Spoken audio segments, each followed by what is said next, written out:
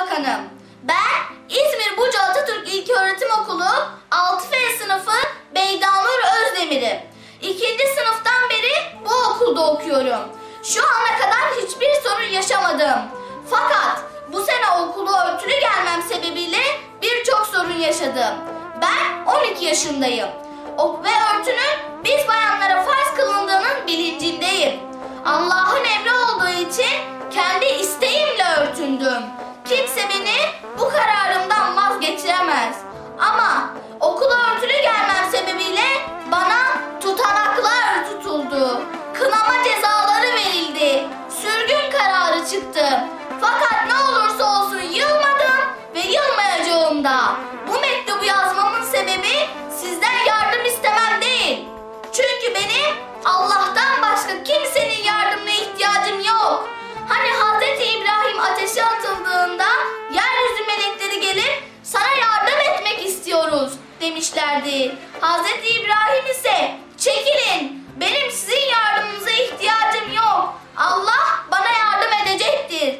Ben Allah davası için ateşe atılıyorum. Allah benim gibi bir aciz kulundan yardımını esirgemeyecektir demişti. Allah da gerçekten ona yardım etmişti. Ateşi onun için bir gül bahçesi yapmıştı.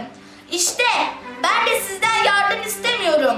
Hiç şüphem yok ki Allah bana yardım edecektir. Ya bugün, ya yarın, ya da ahirette. Zaten ben de size ahiretinizi hatırlatmak için bu mektubu yazıyorum. Öncelikle Allah'ı hatırlayın, cehennemi hatırlayın, zebanileri hatırlayın. Her insanın elbet ömrü sona erecektir. Elbet insan ahirete gidecektir. Zulmettiği, hakkına girdiği, Allah davasından mahrum ettiği insanların cezasını verecektir. Peki bir düşünün, siz bunun hesabını nasıl vereceksiniz? Ben size Allah'a şikayet ettiğimde ne yapacaksınız?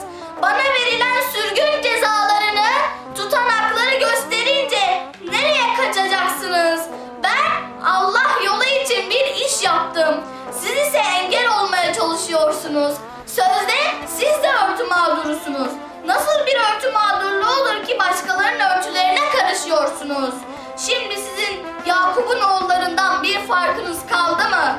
Hani Levi Yusuf'u seviyordum ama kuyuya atılmasına engel olmadı. Hem de gücü yettiği halde. İşte siz de Levi gibi yapıyorsunuz. Örtü mağdurusunuz, örtüyü seviyorsunuz. Fakat bizim